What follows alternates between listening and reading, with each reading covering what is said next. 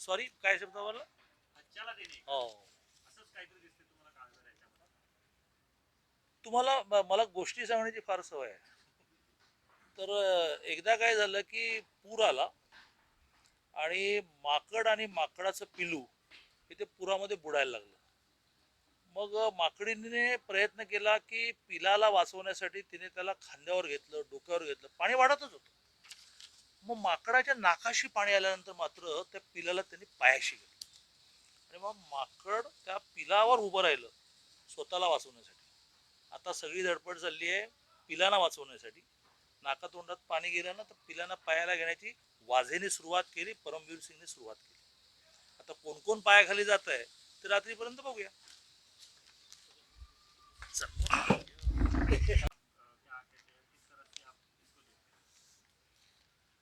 ऐसा है कि मुंबई पुलिस दल में या महाराष्ट्र पुलिस दल में जो बदल किए गए ये तो पहले ही करने चाहिए थे, जिसकी मांग लगातार विरोधी पक्ष कर रहा था. अब ये ट्रांसफर हुई है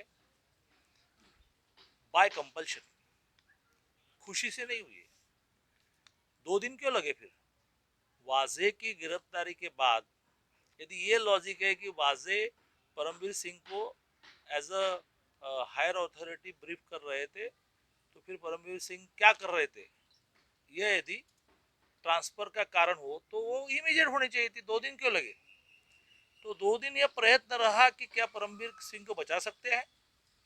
तो 2 दिन में ध्यान में आया कि नहीं, थोड़ी देर की तो गड़बड़ हो जाएगी, तो फिर ट्रांसफर हुई. तो अभी के ट्रांसफर जो है वो सारे के सारे हम अड़चन में न आए इसलिए हो रहे हैं. कुल मिलाकर महाराष्ट्र में जो ट्रांसफर हुए उनमें बड़े आर्थिक व्यवहार हुए और मैंने बार बार ये कहा और मैं इस विषय में हाईकोर्ट में पिटीशन दाखिल करने की भी तैयारी कर रहा हूँ कि महाराष्ट्र में अलग अलग क्षेत्र में जो बदलियाँ हुई, कोरोना में इस प्रकार के ट्रांसफर नहीं होते. मानवता होती है कि आप ट्रांसफ़र करके उसको नए गांव में भेज रहे हैं, वो अपनी पत्नी को लेकर जाएगा, बच्चों को लेकर जाएगा. उस शहर में कोरोना की स्थिति क्या है मालूम नहीं, इस शहर में कोरोना में उसकी कुछ पकड़ निर्माण हुई है, ऐसे कैसे बदली करते हैं. तो मई महीने में आप एक जीआर निकलते कि कोई ट्रांसफ़र नहीं करेंगे और जून महीने में बदल देते हैं. पुलिस अधिकारी जो दूर दूर फेंके जाते हैं वो बोलते हैं कि हमारे पास पैसे नहीं इसलिए हम दूर गए.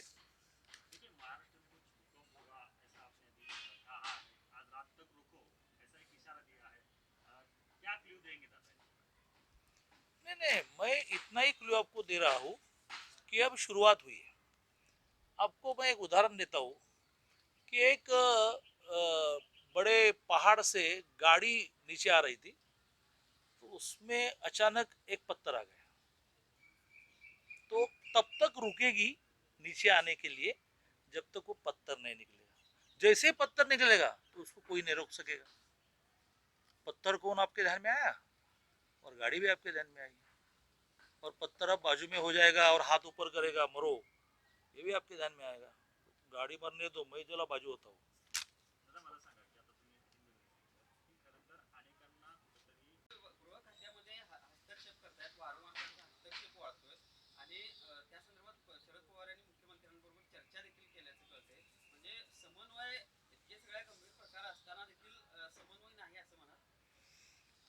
नाही, मी तर माझ्या प्रत्येक प्रेस कॉन्फरन्स मध्ये हेच मांडत आलेलो आहे की कोणाचा पायपोस कोणाला नाही. प्रत्येक जण असं समजतो की मीच मुख्यमंत्री आहे. मुख्यमंत्री उद्धवजी ठाकरे आणि कोणीतरी राज्य चालवते अशी स्थिती एकाच्याच बाबतीत नाही अनेकांच्या बाबतीमध्ये आहे. आता अनिल परब हे जर गृह खात्यामध्ये ढवळाढवळ करत असतील आणि अशी पवारांच्या मनामध्ये तक्रार असेल तर परब राहण्याची शक्यता नाही, कारण पवारांच्या नाराजी पुढे काहीच चालत नाही कोणाचं. मी दोन दोन म्हणतोच आहे ना.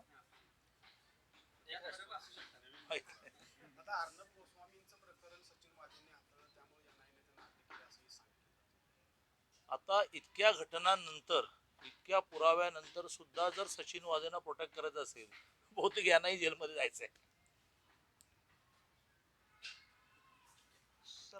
असं आहे की दोन दोन तपास यंत्रणांकडे हा तपास सुरू आहे.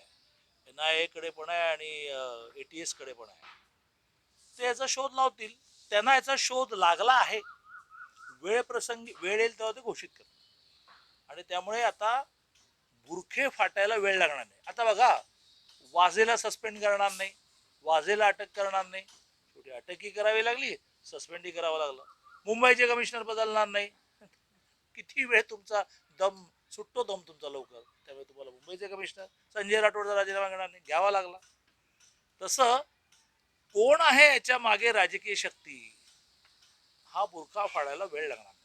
पण काल तुम्ही म्हटलं की 2 मंत्री अजून रडारवर आहेत, राजीनामा देतील. 24 तास तुमची पत्रकार परिषद होऊन झाली नाही, तोपर्यंत पोलीस आयुक्तांना हटवलं जाते, मात्र मंत्र्यांचा राजीनामा दादा अजून नाही. मग तुम्ही केलेलं भाकीत अजूनही खरं झालेलं नाही. सगळी भाकी तर खरी झाली पाहिजे असं नाही, सगळी भाकी तर वेळेवर खरी झाली पाहिजे असं नाही, थोडं टाइम टेबल चुकतं.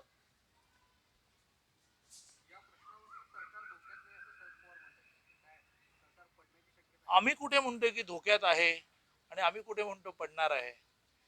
हे बघा, खाई त्याला खवकळी.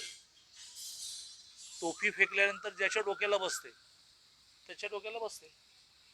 देवेंजींनी काय म्हटलं नाही, आमच्यापैकी कोणी म्हणायला पाहिजे, देवेंजींनी म्हणायला पाहिजे, सुधीर मुनगंटीवारांनी म्हणायला पाहिजे, आशिष शेलारने म्हणायला पाहिजे, प्रवीण दरेकरने म्हणायला पाहिजे, मी म्हणायला पाहिजे. बाकी कोणी पण नाही म्हणाल, पण आम्ही तर कोणीच नाही म्हणत. या प्रकरणामुळे आता सरकार पडणार, बघत राहा, आता राष्ट्रपती राजवट येणार. राष्ट्रपती राजवट येण्याचा सुधीर भाऊनी केलेला उल्लेख वेगळा आहे की घटनेमध्ये अशी तरतूद आहे की राज्यपालांनी रिक्त असलेल्या विधानसभा अध्यक्षाच्या निवडणुकीची तारीख द्यायची असते. ती तारीख टळली तर तो घटनेचा अवमान मानला जातो आणि ते राष्ट्रपती राजवटीने जाऊ शकतो. राज्यपाल इतके चांगले आहेत की त्यांनी तसा रिपोर्ट लिहिला नसावा, लिहिला नाही की नाही मला माहित नाही, किंवा ते आणखीन काही प्रसंगांची यादी करत असतील, मला माहित नाही.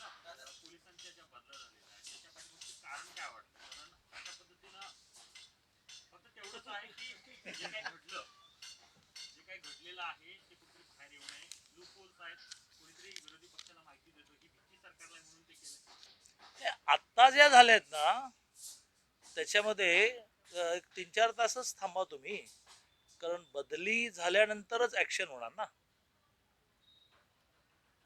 बरोबर ना. इतक्या मोठ्या पदावर राहिल्यानंतर ऍक्शन बरोबर नाही. What point. त्यामुळे म्हणून म्हटलं की रात्री पुन्हा यावं लागेल तुम्हाला माझ्याकडे.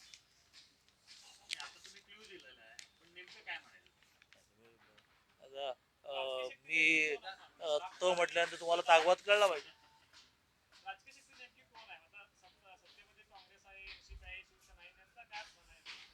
काँग्रेस तर बिचारी आहे, त्यांचा यात काही रोलच नाहीये, ते लिंबू टिंबू आहेत.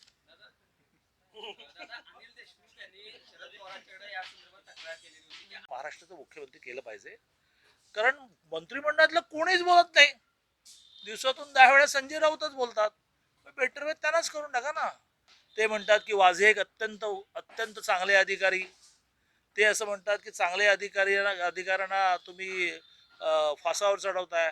ते असं म्हणतात की तुमच्या अशा चांगल्या अधिकाऱ्यांवर आरोप करण्याने पोलीस यंत्रणा खळखळी होणार नाही. म्हणजे गृहमंत्री आहेत ना, ते होमच्या वतीने प्रेस ब्रीफ करतायत. हु आर यू. तुम्ही तर राज्यसभेचे खासदार आहात, शिवसेनेचे प्रवक्ते आहात, सरकारचा तुमचा काय संबंध.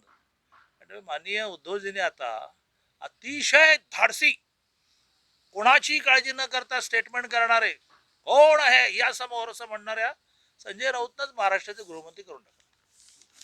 दादा हे सगळं झालं, वाजेंची निलंबन झालं, हे बदली झाली, हे अटक झाली, हे सगळं झालं, पण मुख्य या सगळ्यामध्ये ज्या राजकीय शक्ती काम करतायत, कोण खात चालवतोय गृह खातं. चला अनिल देशमुख चालवतात ना, मग अनिल देशमुखांनी जबाबदारी घ्यावी ना, की महाराष्ट्रामध्ये रोज 4 महिलांवर किमान अन्याय अत्याचार होत आहेत, त्यातल्या मुकबधीर महिला आहेत.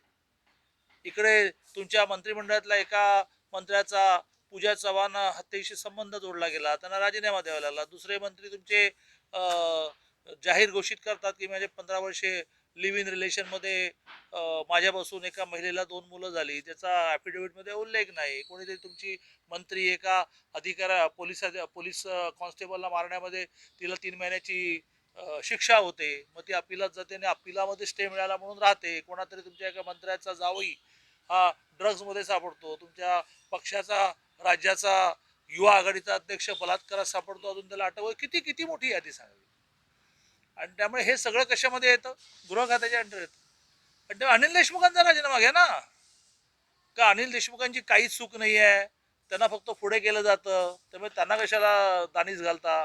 मग कोण पुढे घालतं ते मागे बसणारे ते पुढे आणा. आणि त्यामुळे मी आज ही मागणी करतो की संपूर्ण महाराष्ट्र असुरक्षित केलाय तुम्ही. मुंबई पोलिसांवर, महाराष्ट्र पोलिसांवर आमचा अविश्वास नाही आहे, परंतु हे जेव्हा पोलीस डिपार्टमेंट मधून बाहेर पडतं की एक पोलीस अधिकारी स्फोटक ठेवण्यामध्ये सापडतो, त्याच्या गाडीमध्ये नोटा मोजण्याचं मशीन सापडतं, 5 लाखाची कॅश सापडते, पीपी किट घालून तोच इनोवा चालवतो असं सिद्ध होतो, तो त्याच्या जबानीमध्ये सरकारमधल्या अनेकांची नावं घेतो. लोक म्हणाले की कसला कायदा सुव्यवस्था राहिले. पूर्ण असुरक्षित झालो आम्ही मुंबईमध्ये, महाराष्ट्रामध्ये. आणि त्यामुळे गृहमंत्र्यांनी राजीनामा दिला पाहिजे. आणि हे सगळं चालवणारे जे कोणी आहेत ना, त्या चालवणाऱ्यांनी हिंमत असेल तर पुढे आलं पाहिजे. एक मला म्हणजे खूप दिवस मी म्हणत नव्हतो, परंतु आज म्हणायला लागेल. खरं म्हणजे शेतकऱ्यांच्या प्रश्नावर गाजायला हवं होतं. विजेचे वाढीव बिलं न भरल्यामुळे वीज जोडण्या तोडणं चालू होतं, त्याच्यावर चालायला हवं होतं. मराठा आरक्षणावर गाजायला हवं होतं. ओबीसीचं राजकीय आरक्षण सुप्रीम कोर्टाच्या एका निर्णयाने कमी झालं की ज्याच्यामध्ये सरळ सरळ सरकारचा दोष आहे, सरकारचा हलगर्जीपणा आहे, त्यावर गाजायला पाहिजे होतं. त्याच्याऐवजी गाजलं कायदा सुव्यवस्थेवर. सुरुवात झाली तीच संजय राठोडच्या राजीनाम्याच्या विषयाने. संजय राठोडचा राजीनामा घेतल्याशिवाय आम्ही सभागृह चालू देणार नाही असं ज्यावेळेला विरोधी पक्षाने म्हटलं, त्यावेळेला सरकारला संजय राठोडचा राजीनामा घ्यावा लागला. गेल्या 16 महिन्यामध्ये हे सरकार कुठल्याही विषयामध्ये सहजासहजी ऐकत नाही. प्रयत्न हाच ठेवते, हे असलं काही झालेलं नाही, हे असलं काही झालेलं नाही. आणि शेवटी त्यांना या विषयामध्ये मान खाली घालून आम्ही जे म्हणतो ते बरोबर आहे हे स्वीकारावं लागतं. त्यातलं मोठं उदाहरण, अंबानींच्या घराच्या जवळ स्फोटकाची गाडी जी सापडली, जिलेटिन कांड्यांची गाडी जी सापडली, त्या विषयामध्ये पहिल्या दिवसापासून माननीय देवेंद्रजींचं विरोधी पक्ष नेता या नात्याने म्हणणं होतं की याच्यामध्ये सचिन वाझे दोषी आहेत आणि सचिन वाझेंना सस्पेंड करा.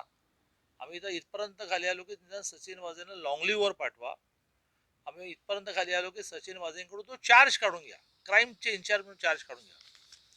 परंतु जसे काही अनेक पारितोषिक मिळवलेले पोलीस अधिकारी या आविर्भावामध्ये 9 वेळेला विधानसभेचं अधिवेशन स्थगित झालं, तरी सुद्धा सरकारने पहिल्या दिवशी वाझेंवर कारवाई करायला नकार दिला. एवढे हे सरकारचे जावई. दुसऱ्या दिवशी जेव्हा लक्षात आलं की सदन चालणार नाही, त्यावेळेला सदन चालावं म्हणून त्याने त्यांच्यावर कारवाई काय केली, ते सस्पेन्शन नाही केलं, लॉंग लिव्हर नाही पाठवलं, तर त्यांचे चार्ज काढून घेतला. सगळ्यात हद म्हणजे अधिवेशन संपल्यानंतरच्या प्रेस कॉन्फरन्स मध्ये माननीय मुख्यमंत्री महोदय असं म्हणतात की वाझे काय लादेन आहे का. मग आता कळेल ना लादेन आहे का लादेनचा बाप आहे तो. कशासाठी प्रोटेक्शन. आणि म्हणून दिल्लीमध्ये झालेल्या आत्ताच्या प्रेस कॉन्फरन्स मध्ये माननीय देवेंद्रजीने हा इशारा दिलेला आहे, हे इंगित केलेलं आहे, हे दिशादर्शन केलेलं आहे की वाझे हा एक साधा माणूस आहे, त्याच्या मागे मोठी राजकीय शक्ती आहे ना, त्याशिवाय तुम्ही त्याला इतका दिवस कसं काय प्रोटेक्ट केला. मग आधी वाझेला प्रोटेक्ट केलं, मग मुंबईचे आयुक्त परमबीर सिंगांना प्रोटेक्ट केलं. 2 दिवस घोळ चाललाय. एवढा वेळ लागतो निर्णय करायला. महाराष्ट्रातली आणि प्रामुख्याने मुंबईतली जनता भयभीत झालेली आहे. याच्या आधी राज्याचे डीजी सुबोध जायसवालांनी नाराज होऊन केंद्रामध्ये परत जाणं प्रेफर केलं, पसंती दिली त्यांनी की नाही मला महाराष्ट्रात राहायचं नाही. कुठल्या विषयावर. बदली विषयावर. महाराष्ट्रातल्या पोलीस डिपार्टमेंटच्या झालेल्या बदल्या याची श्वेतपत्रिका जाहीर करा. कोणाच्या बदल्या झाल्या, किती दिवसात बदल्या झाल्या. एक टॉपचा ऑफिसर अतिशय चांगला, जेव्हा त्यांना मी म्हटलं की तुमची एवढ्या लांब का बदली झाली, ते म्हणाले माझ्याकडे बोलायला पैसे नव्हते. मी नाही बोलत. एक टॉपचा अधिकारी प्रमोशन झाल्यानंतर खूप दूर त्याला ट्रान्सफर केल्यानंतर म्हणतो की माझ्याकडे बोलायला पैसे नव्हते. जायसवाल गेले, नागराळे आले. आज मुंबईचा कमिशनर म्हणून नागराळे मुंबईच्या कमिशनरला आले. आम्ही वर जाणं पाहिलेलं आहे, खाली येणं नाही पाहिलेलं आहे. बट्ट्याबोळ सत्यानाश आपल्याला हवं तशी सत्ता राबवणे डीजी मुंबईचे कमिशनर मग एक नवीन कमिशनर आणि त्यामुळे आता देवेंद्रजींनी दिल्लीमध्ये जो आरोप केला तो बरोबर आहे की परमवीर सिंगांना ट्रान्सफर करून वाझेंना आता पर्याय नाही कारण 24 तास जेलमध्ये राहिल्यानंतर सस्पेंड करावं लागतं